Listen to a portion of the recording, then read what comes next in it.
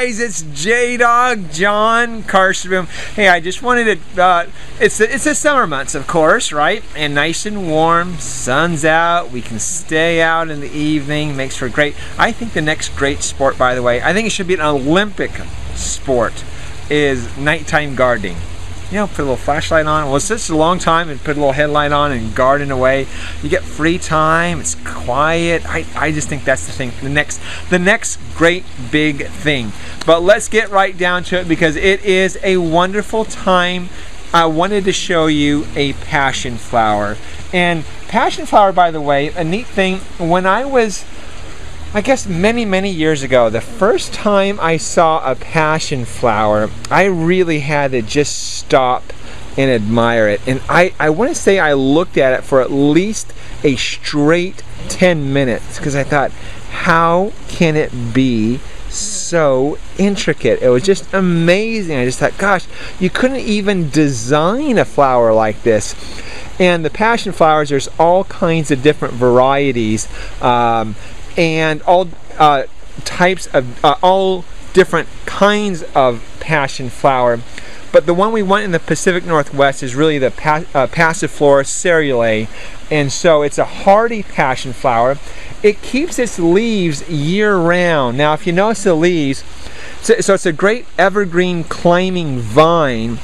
But now, just to show you, in the winter time, these leaves get really thin. I mean, just as this narrow leaf almost, and then they really get full and lush during the summer months. You can see how lush this all is.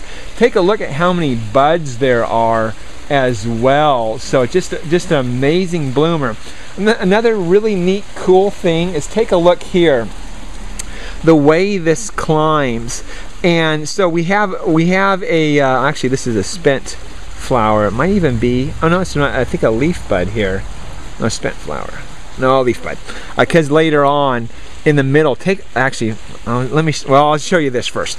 How this climbs is that it sends out these little guys that I would say these little runners that hang out in the air, and it's waiting to cling on to something. So it just curls right around when it climbs. It's just a neat thing. You couldn't even invent something like that.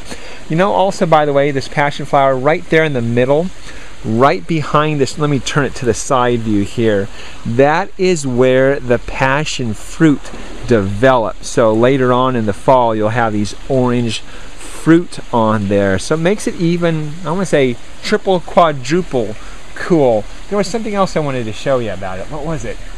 So it's the leaves, the blooms, the curlicues, and I guess the fruit. Great vine, by the way, if you want something unusual.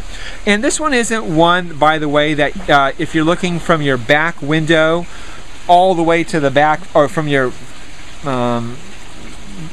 back window all the way to your back fence, you probably wouldn't notice a whole shower of the blooms. So put this up close to where you're going to hang out, where you can enjoy and appreciate on a trellis or an arbor, or or even in a container. So great one to do. Passiflora cerulae.